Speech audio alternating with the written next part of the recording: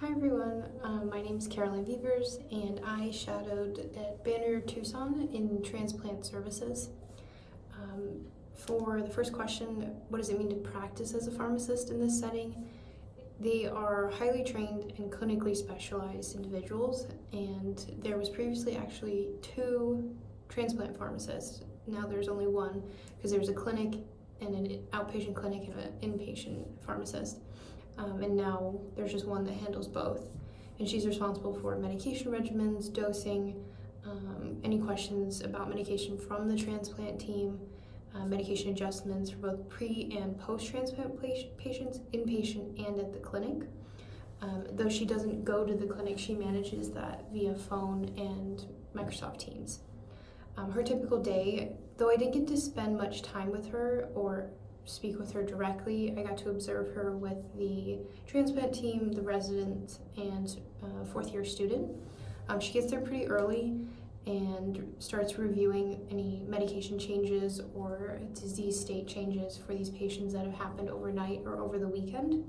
And she answers questions from the rest of the team, meets with her student and resident to discuss the patient's approved discharge med list, does rounds with the teams, and then she meets with the entire transplant team virtually across all the banners and confirms, or across for Banner Tucson, and confirms med changes, adjustments, any changes that need to be made.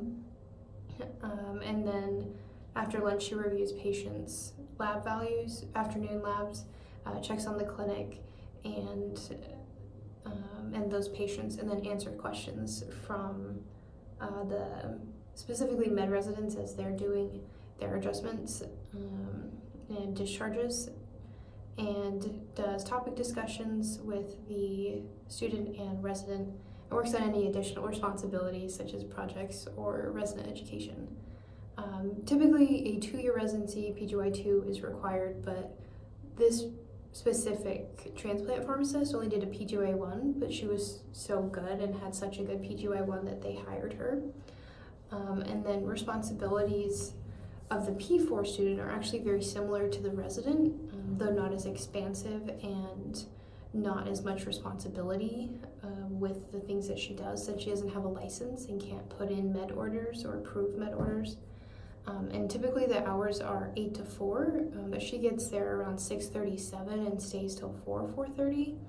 And she works up, when she first gets there, she works up each patient, looks at their lab values, symptom development, any changes to their disease states, presentation, notes from over the night or weekend staff, looks for numbers that are out of range, rechecks creatinine clearance, as most of the meds that these patients are on need to be renally dosed or renally adjusted, and she checks tacrolimus or TAC levels. Typically, ideally, she said 8 to 10. And tacrolimus is an anti-rejection med that a lot of these patients are on. She then prepares for any patient discharges by creating a discharge med list or updating this and keeping it up to date day to day. And then when she does these discharges, she goes in for patient teaching, or they call it teaching, but same as patient counseling.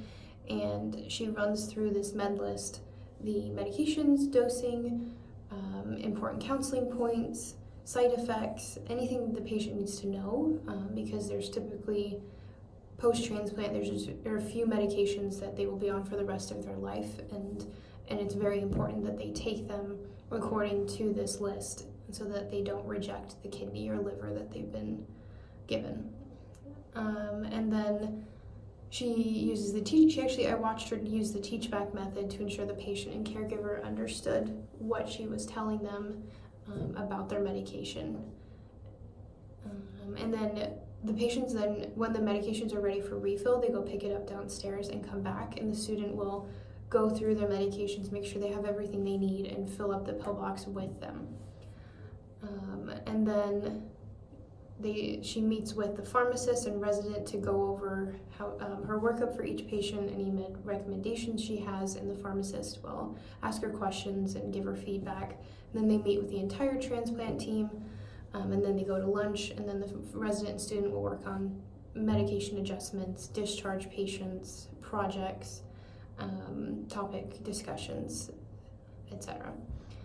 And for these projects, for this rotation specifically, topic discussions twice a week, though she's done journal club in the past where she has to work up a significant medication study and present it either formally or informally to a group of pharmacy staff. And she said she wishes she had this rotation sooner because she really enjoys transplant pharmacy, and she would have liked to use these experiences to inform her residency application and interview process. But she may consider it, and she's already matched for her PGY1, but she may consider it for her PGY2. She recommended, we got to talk for a while about pharmacy school and rotations and residency, and she gave me a lot of good advice. And she told me, ask as many questions as I can, don't be afraid to be wrong, take advantage of any opportunities that become available, and to treat every day as a job interview, which we've all heard before. I would consider an API rotation at this site as I really enjoyed the clinical nature of it and how closely it resembled residency. However, I would prefer a different clinical specialty than transplant services, as this particular area of pharmacy didn't stand out to me.